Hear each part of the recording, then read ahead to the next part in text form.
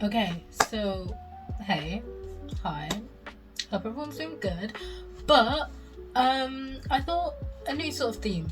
Now F1. Let's get into the 2024 season. 2024 season of F1. We saw a lot. Now let's just do a brief overview. Now F1 is a sport which has 20 drivers, 10 teams, 2 drivers per team. Sport is they race all over the world, they do laps in their cars, and it's quite a dangerous sport and it's highly exhilarating. But what makes the 2024 season so unique and individual in its style? Every season's individual, but the 2024 season. Now let's just call this the Diamond season, because this was really a dime a dozen. The 2023 season saw the dominance of Red Bull and Max Verstappen, and then the 2022 similar vibe. 2021. So if we just have a look at this season, you see a lot of situations that happen that involving drivers, involving teams, involving team orders, involving even social media.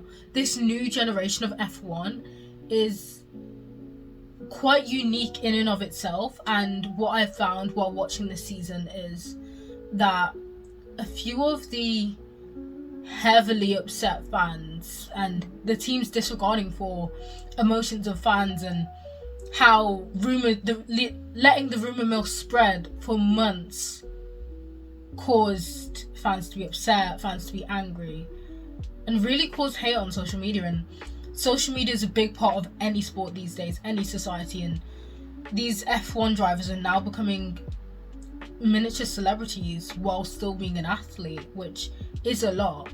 So if we were to look at this 2024 season, before the season even began, imagine everyone still grieving the loss of the 2023 season, how boring it was, trying to throw themselves up for the new season. 1st of February, it's announced that Lewis Hamilton is leaving Mercedes after 11 years with the team. Now he is moving to Ferrari, which means one of the drivers is out of a seat in Ferrari, so Sainz would be losing his seat. Where Sainz would go?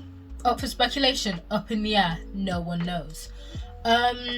But this move to Ferrari was unique for 2 reasons. Obviously, he'd been with Mercedes for so long, and also there'd been rumours that he was moving teams, but everyone brushed them off as fake, as rumours that Lewis Hamilton would be moving to a different team had been circulating for ages. And then it was announced. So it's just one of those things where there was a leak. That's the sort of thing that happens in F1 and causes a lot of upset and mess. Now, if we were to get into the season, into the meaty catastrophe, honestly, a shambles of a season, I'll be honest. It was well put together in some parts. So at the beginning of the season, we saw the domination of Red Bull and Max Verstappen, which we thought, oh, the rest of the season's going to be like this. However, we did see the emergence of the still higher ranked teams, McLaren and Ferrari, begin to start to show dominance. So Ferrari began to win races with Charles Leclerc and Carlos Sainz, and we also saw a few rookies on the grid, which was actually really, really refreshing, because it can get a bit jarring, a bit boring to see the same 20 faces or 20 people driving. But we did get a few pieces of fresh blood in Franco Colapinto and Oliver Bearman. But I thought that was great because Gen Z livens the room, doesn't it? Quite unhinged as well. But we began to see McLaren and Ferrari come through.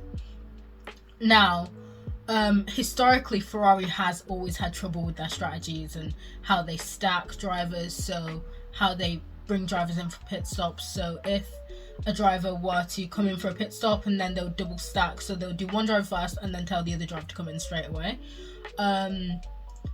that normally doesn't go well for Ferrari, but this season it wasn't actually too bad. Their strategy wasn't too bad this season, so I bet Lewis is glad that he's moving, because unlike Ferrari getting better with their strategies and better with how they handle the car, it seems Mercedes has been on a roller coaster this season and honestly have not really known what to really do at some points. And even McLaren, even though they won the Constructors' Championship, they may have cost Lando the championship, which the Hungarian Grand Prix.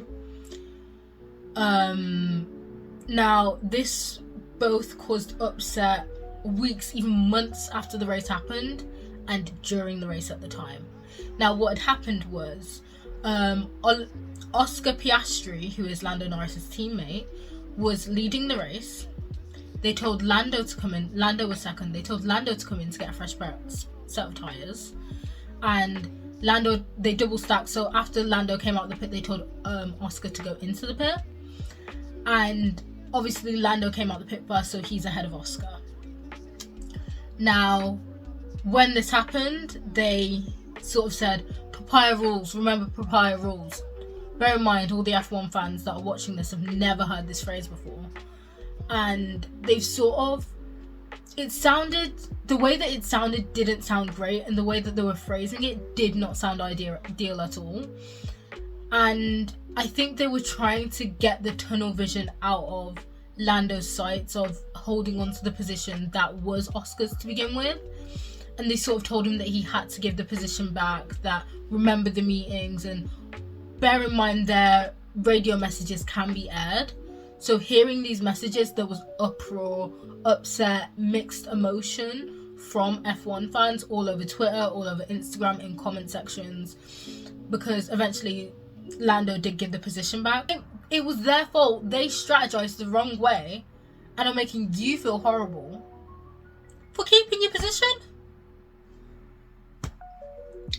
Who are we to judge? I mean, everyone's been judging that heavily, and that may have been the reason why Lando lost the drivers. But yeah, so we saw that happen, which was a mess up of team strategy and did cause hate on drivers, which I personally don't believe is right, but it's just the way that it happened, and what happened after didn't make it any better.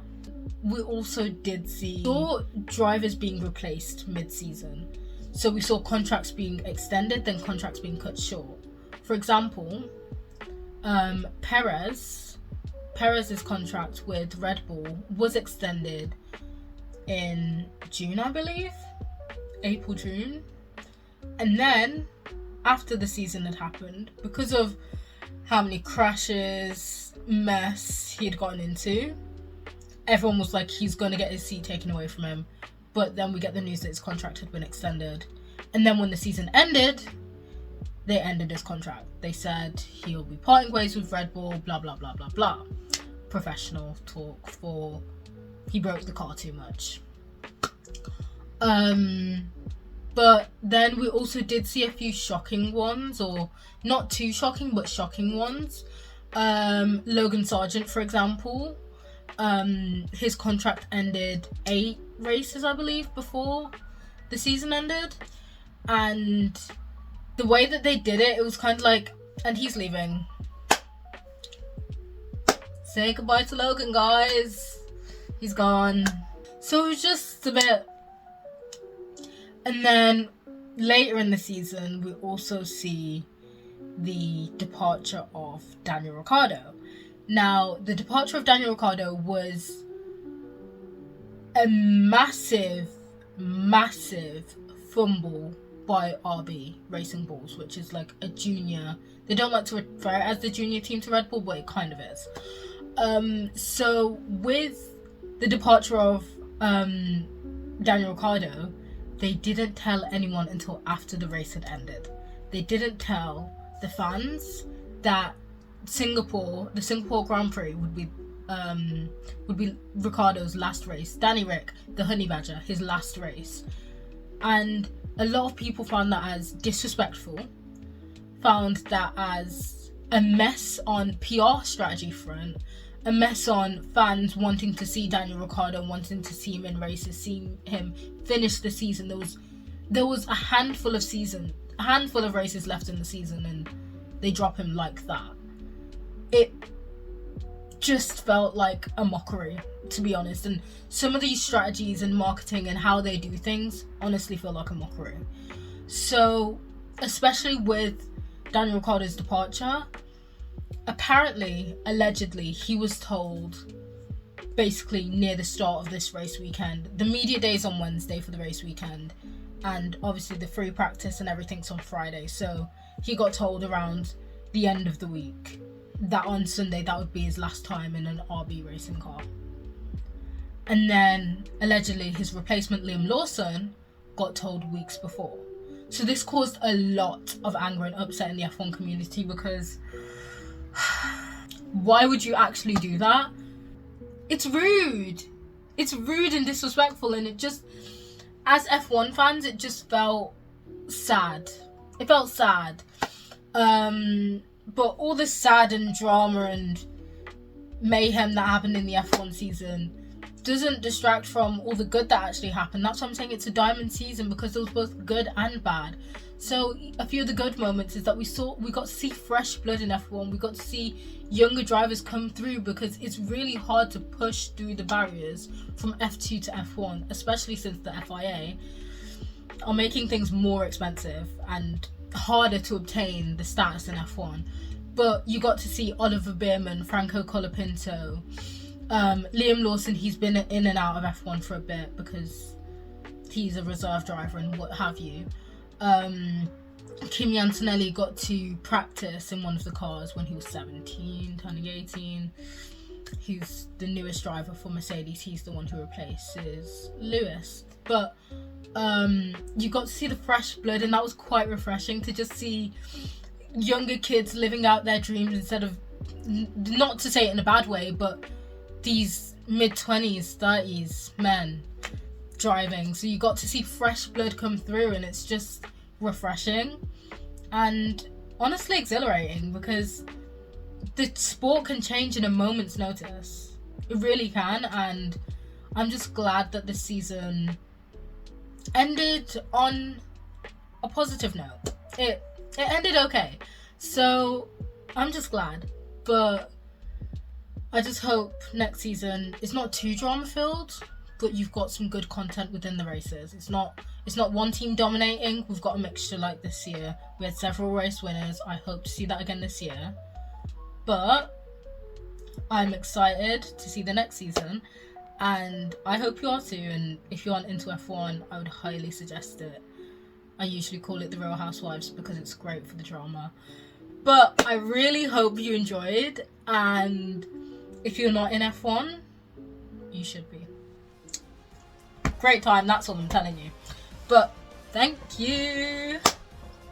Bye.